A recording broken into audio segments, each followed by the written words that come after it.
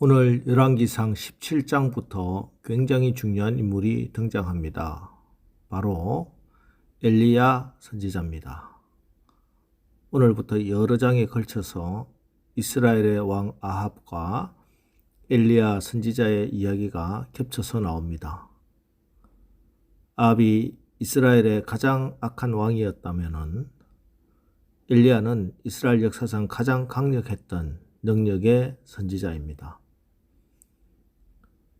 이런 엘리야를 오늘 성경은 이렇게 소개합니다.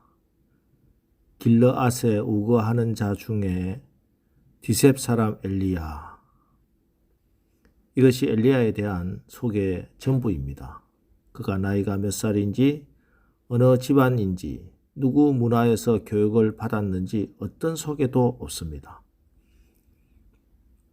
우리가 보통 성경을 읽어보면은 유대인들은 한 인물을 소개할 때 보통 4, 5대까지 조상들을 소개하는 것이 관례이지요. 자, 그런데 오늘 엘리야는 어느 지파 사람이고 누구의 자손인지에 대한 언급이 없습니다. 또 대부분의 선지자들이 가지고 있는 부르심에 대한 소명 기록도 없습니다. 디셉은 지금까지도 그 위치가 알려지지 않고 있습니다. 길르앗에 우거하는 자라고 했는데 우거하다를 사전에서 찾아보니 남의 집이나 타향에서 임시로 몸을 붙여 살다라고 되어 있습니다. 이렇게 출신도 성분도 분명하지 않는 무명의 선지자가 요단강을 건너 사마리아로 가서 아합 왕에게 담대하게 선포한 첫 메시지는 내 말이 없으면 수년 동안 비도 이슬도 내리지 아니하리라 였습니다.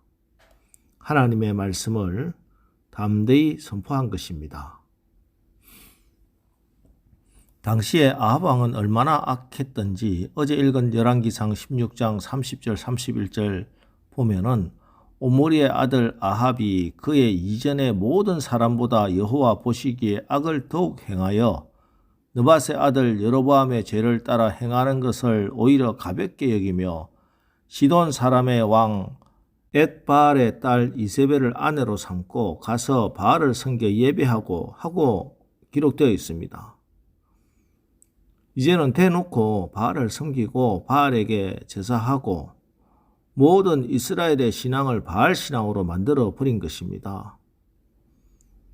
우리 교회 비전인 비전 7천이 바알에게 무릎 꿇지 않는 자 7천을 남겨두었다 하는 것인데 이것은 아합이 여호와의 신앙을 멸살시키고 하나님의 종들을 다 죽였다 하는 그런 배경에서 나온 말씀입니다.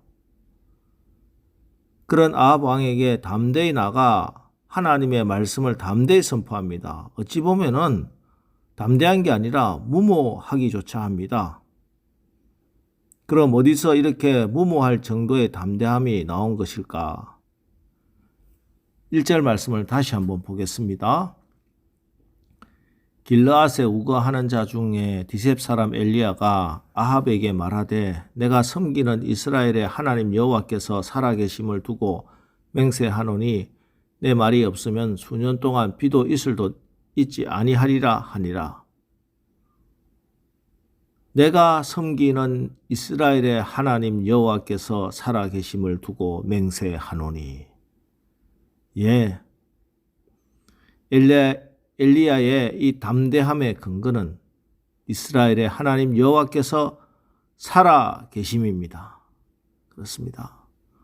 오늘 엘리야의 담대함의 근거는 자기의 가문이나 부유함이 아니었습니다. 권력이나 학벌이 아닙니다.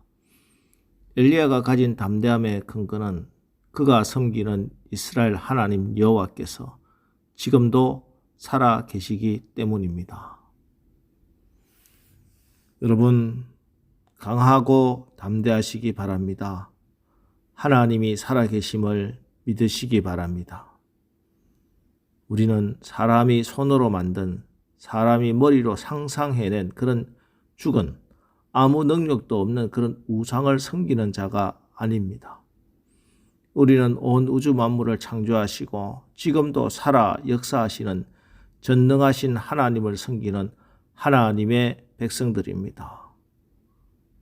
때문에 우리는 두려워할 필요가 없습니다. 우리가 섬기는 하나님께서 살아 계시기 때문입니다.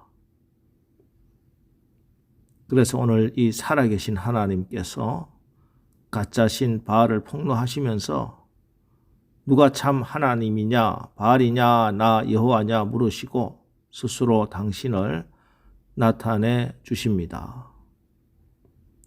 바알이 무엇입니까? 바알은 다산과 풍요의 신으로서 비와 태풍을 관장하는 신입니다. 건기와 우기가 뚜렷하게 구별되어 있는 가나안 지역에서의 풍요는 비와 직접적인 연관이 있으며 그 비를 바알이 내려준다 이렇게 믿고 있는 것입니다. 이러한 상황에서 엘리야는 비를 주장하는 신은 바알이 아니라 살아계신 하나님이시다 하는 것입니다. 그리고 이 예언대로 이제 3년 6개월 동안 이스라엘 땅에 비가 내리지 않습니다. 그리고 보십시오. 사르밧은 당시 바알 신앙의 본거지입니다. 그런데 바알 숭배의 본거지 사르밧에서조차도 아사 직전의 궁핍과 죽음의 현실이 만연합니다. 이에 바알은 무력하고 무능할 뿐 아무것도 하지 못합니다. 오히려 과부를 먹이고 넘치게 하시는 분 누구십니까? 살아계신 여호와 하나님이십니다. 하나님은 이미 오래전에 모세를 통해 내가 오늘 복과 저주를 너희 앞에 두었다 하고 말씀하셨습니다.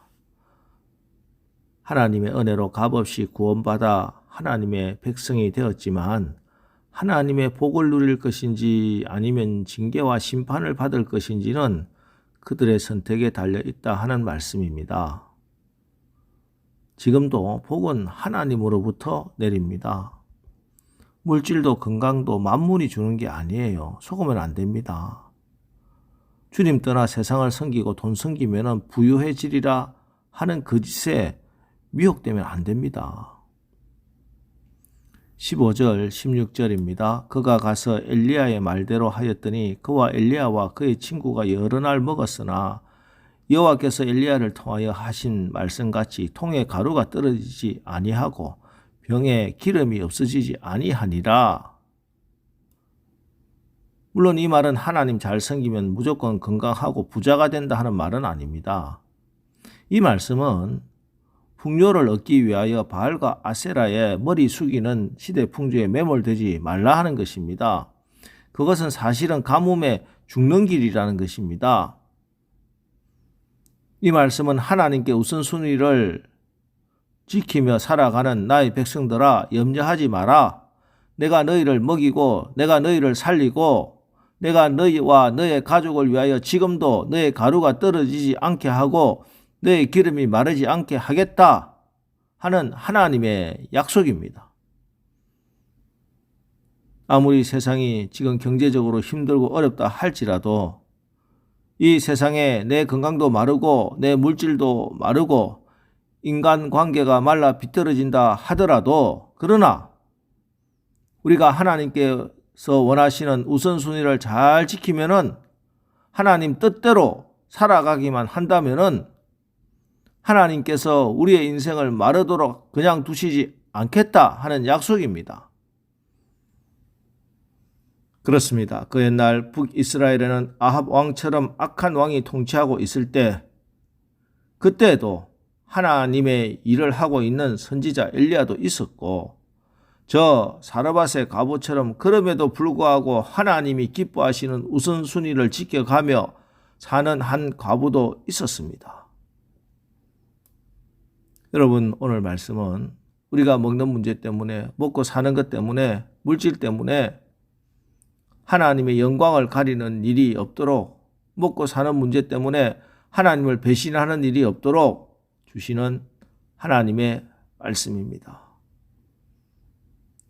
오늘도 우리가 살아가는 이 현실이 많이 팍팍하고 힘들다 할지라도 그럼에도 불구하고 엘리야처럼 하나님의 말씀대로 담대하게 아합에게 나가서 예언하는 하나님의 사람을 하나님은 가만 보고 있지 않으실 겁니다.